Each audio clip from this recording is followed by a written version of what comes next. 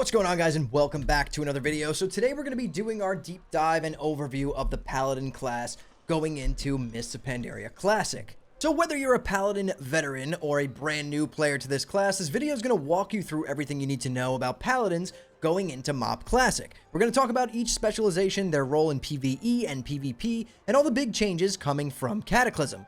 So let's find out if the Paladin is the right class for you in this new era of Classic WoW. So first up, what actually changed from Cataclysm to Mists of Pandaria for Paladins? The biggest change is how much smoother and more refined Holy Power actually feels. It's still the core resource for Paladins, but now it's much more intuitive and rewarding to manage across all three of your specs. And next up, let's say goodbye to most of the old auras. They're pretty much gone. Ret Aura, Fire Resist, yeah, those were all removed. In their place, we get Devotion Aura, which acts more like a raid cooldown, super valuable in any form of group content. You also get a full talent system overhaul. MOP scraps the old talent trees and gives us the new flexible system.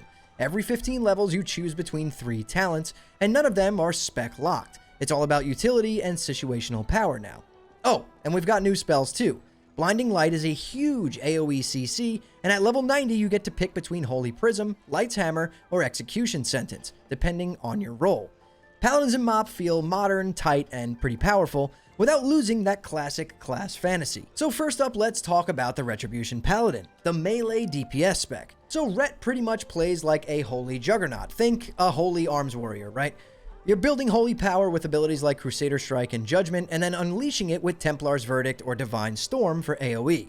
You've got incredible burst windows with Avenging Wrath, and when you pair it with Guardian of Ancient Kings, you melt bosses or players.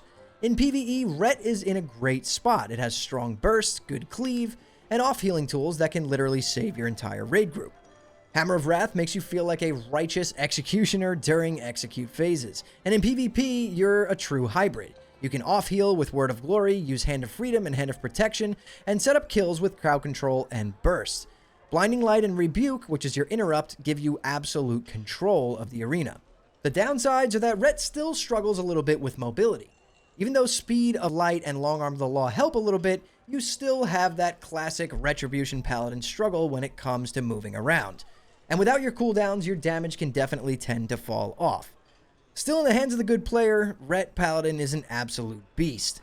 In this next section, let's talk about the Prot Paladin, right? This is our tank Paladins. Prot Paladins and MOP are top-tier tanks. They've got AoE threat for days, great mitigation with Shield of the Righteous, and fantastic self-healing with Word of Glory. You'll use your holy power to reduce damage taken and not just spam threat. It's an active, engaging style that rewards good decision-making. In dungeons and raids, Prot Paladins shine with Avenger's Shield for ranged silence and aggro, excellent utility like Divine Protection and Devotion Aura, and tools like Lay on Hands for emergency saves on your teammates. They're also one of the most beginner-friendly tanks thanks to clear rotations and reliable cooldowns. Their weaknesses? They're slightly lower damage than some of the other tanks, and holy power management can feel punishing if it's misused. But overall, you're a walking fortress wrapped in the light, and pretty hard to beat that. As for our Holy Paladin fans, now this is our dedicated healer spec. Holy Paladins and MOP are incredibly strong in both PvE and PvP, especially for single target healing and tank support. The playstyle revolves around building holy power with Holy Shock and Holy Light, and then spending it on Word of Glory or Eternal Flame, a powerful hot that scales off your crit. Beacon of Light is still your bread and butter, allowing you to heal 2 targets at once pretty effectively, and PvE-wise, Holy Paladins bring a ton of stuff. They have massive tank healing, powerful cooldowns like Hand of Sacrifice, and flexible talents for every encounter. Holy Prism for quick bursts, Light's Hammer for AoE, and Execution Sentence for focused healing.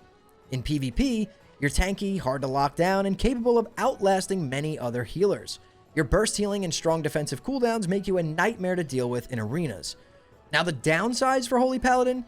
Holy lacks wide raid coverage compared to like a Resto Druid or a Mistweaver Monk, and you really need to manage your holy power to properly stay efficient. But other than that, there's not that many downsides. If you want to feel like an angel that swoops in and saves the day, this is your spec. So to answer the question, should you play Paladin in MOP Classic? Well, if you want flexibility and role swapping between tank, healer, and DPS, then absolutely. If you love being your team's backbone with tons of different types of utility, 100%. If you want a class with deep lore and that true Warcraft fantasy of divine justice, then look no further, the Paladin is going to be for you. every Paladin spec is viable, strong, and fun in its own way. And with all the MOP updates, the class just feels complete. It's pretty smooth, responsive, and powerful, and I gotta say, it's a lot of fun. Now, personally, I think the Paladin is one of the most rewarding and versatile classes to play in MOP Classic. I actually played it in the original MOP. If you ever wanted to wield the light, bring justice to your enemies, and protect your allies, this is your time. Let me know in the comments which Paladin spec are you thinking about playing. I personally played a Ret Paladin, and I thought it was an absolute blast. I remember doing arenas back in original MOP, and I really did enjoy it. The burst was out of control, just slamming your enemies down, pretty much doing like 60% of their health in one swing if you have a good crit window. And it felt really, really good. So Paladin is on my list of alts that I'm probably going to be playing in MOP. As for my mains, I think I'm going to be maining Frost DK and possibly Shadow Priest, which I used one of my boosts on a Shadow Priest last night, and I got to say, I've been really enjoying it. It's not something that I thought I was going to enjoy, but I'm really, really liking it. I think it's a lot of fun. So, I don't know. Let me know what you guys are thinking about Paladin, what spec you're planning on maining down below. And again, I'm not a MOP guru. This is just information that I've pulled from the internet and from my own playing.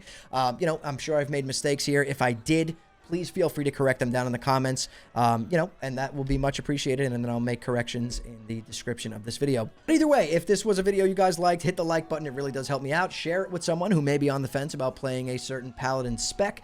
And I want you all to know that we are streaming on Kick now. Kick.com/hammerdance. I will post a comment down below and pin it to the top. I'll put it in the description.